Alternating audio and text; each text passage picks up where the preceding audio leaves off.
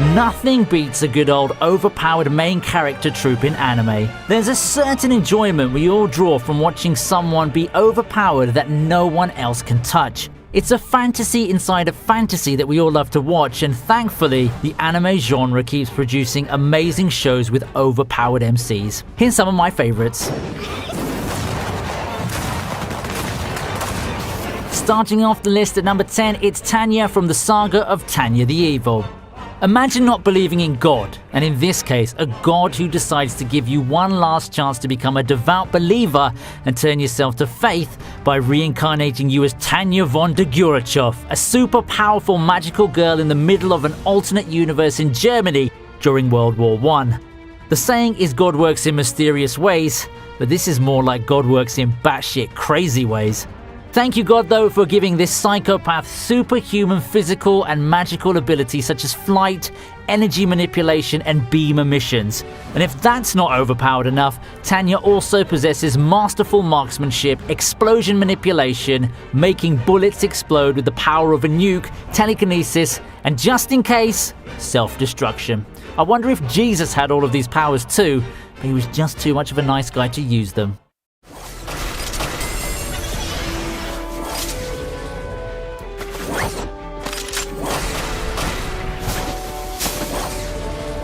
At number 9, it's Tatsuya Shiba from the Irregular at Magic High School. Tatsuya is the epitome of an overpowered main character. He's like one of those perfect main characters who can do no wrong. He's incredibly intelligent and part of the most elite military units. He can read the activation sequence of a magic spell and recreate its raw code in reverse order to cancel the spell. They call his abilities miracles, and there's good reason for that. Because of Tatsuya's genius, he can make backups of himself in his mind. Whenever his body's in critical condition, he just thinks a certain thought and his physical body is restored to the state it was during the backup. Even when Tatsuya is on the verge of death, he can instantly restore himself to a saved point in the past.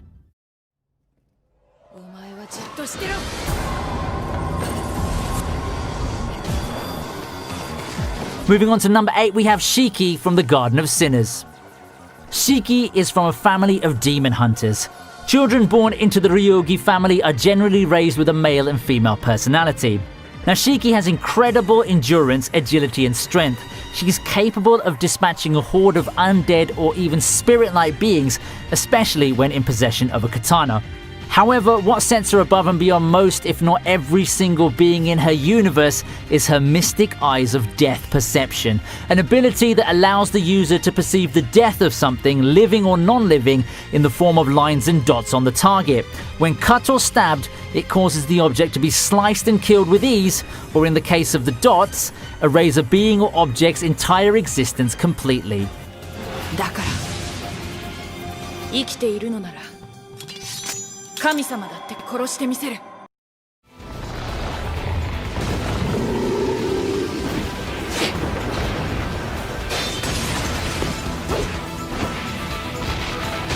At number 7, it's Meliodas from the 7 Deadly Sins.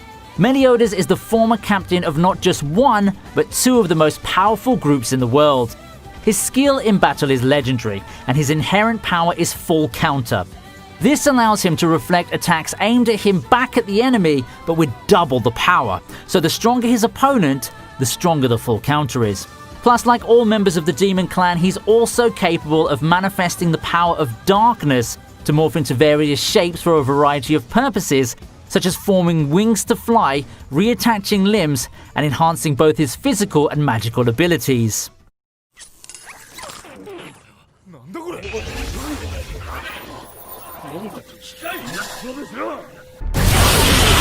Next on the list is Inuyashiki at number 6. The main character, Inuyashiki Ichiro, has a family that hates him.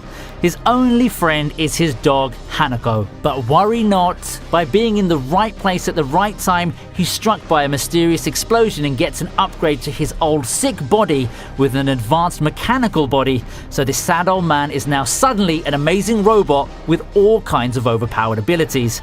His 58-year-old brain's replaced with a supercomputer that has the capability to use built-in programs, which thankfully didn't go to a 9-year-old because all they'd do is play Fortnite on it.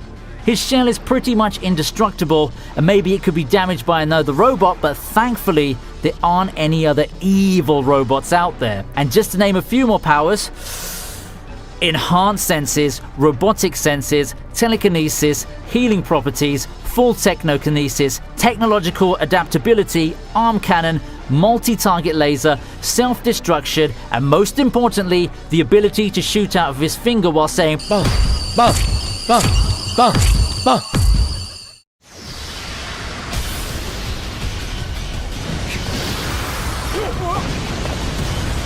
At number 5, we have Mob from Mob Psycho 100. Shigeo Kageyama's just a kid trying to live a normal life. You know, maybe find a cute girl for himself, play some sports, have some friends. But sadly for him, he's socially awkward. And also probably the most powerful Esper in the world. The abilities he's suppressed since childhood are multiple and overpowered. The name of the show is a looming threat of what will happen if he ever goes 100%.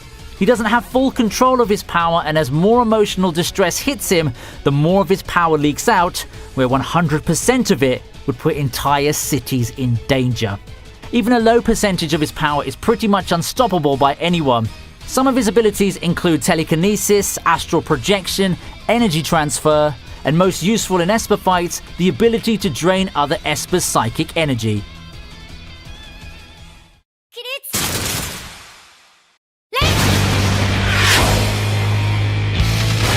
At number 4, it's Goro-sensei from Assassination Classroom. Everyone has that one weird teacher in school, but at least yours isn't a humanoid octopus whose color changes based on their mood, that can move faster than a jet airplane, and that plans to destroy the Earth in 1 year. After effectively taking over the world, he decides to become a junior high school teacher, and his students just love him, calling him Goro-sensei, which is a combination of the words unkillable and teacher. And oh boy, have they tried to kill him. Every day they execute multiple assassination attempts on their teacher in order to save the world, and gain 10 billion yen from the government, might I add. Goro-sensei has so many abilities that makes the kids' jobs much harder, including antimatter physiology, camouflage, absolute defense, an energy laser, shedding skin like a snake, skin that's indestructible and others can wear as an armor, regeneration, superhuman speed, and way too many more.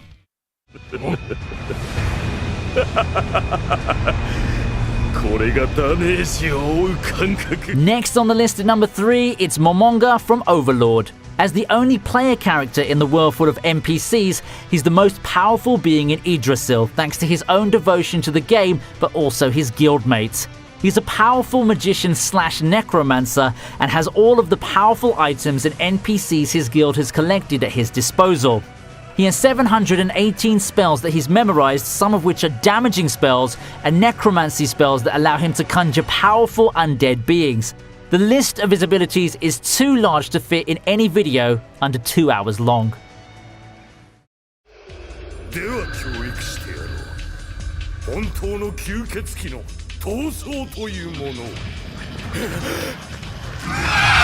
Moving on to number 2, it's Alucard from Hellsing Ultimate. Alucard works for the Hellsing organization, and their main purpose is to fight vampires and other supernatural forces. In fact, he's probably the most powerful vampire out there. He seems to be pretty much invincible. He fights like a masochist to entertain himself. He toys with his enemies, first giving them a chance to carve him up and only then fighting back. The damage he takes regenerates quite quickly. He also manages to find joy in the little things, such as killing his enemies. Killing his enemies, and another hobby that includes killing his enemies. Killing is pretty much his favorite thing in the world. And that's why it's good for him to have so many abilities, such as regeneration, the ability to manipulate blood, soul absorption, vampiric speed, and many more. He's basically like the Swiss Army knife of abilities, if the Swiss Army knife was actually used just for killing.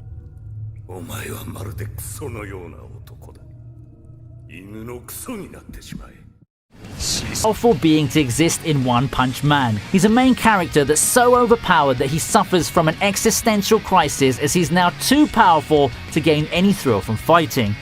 Former hero for fun turned pro, he's a bold, ordinary-looking man that's often underestimated by his enemies, only for them to get one punch KO'd. He's quite the mellow person, but his strength attracts the company of many other powerful characters, both friends and foes. The origin of Saitama's powers are, according to him, wait for it, a year and a half of doing 100 push-ups, sit-ups, squats, and running 10 kilometers daily. For Americans out there, that's like 6.2 miles. Not the most impressive backstory, but nevertheless, a very I hope you love this video as much as I love making it, because some of these shows are my favorite shows. Thank you for the love and support you're giving me on these videos. The transition to this type of content was kind of scary for me, but the response has been positive, and that just makes me try that much harder, so thank you. I've also created a Patreon account too, so please check that out if you have the time. It would be great for you to do that as well. Don't forget to leave a like if you enjoyed this video, subscribe if you want to see more anime related content, and leave a comment of what top 10 you would like to see me do next. I'll see you next time.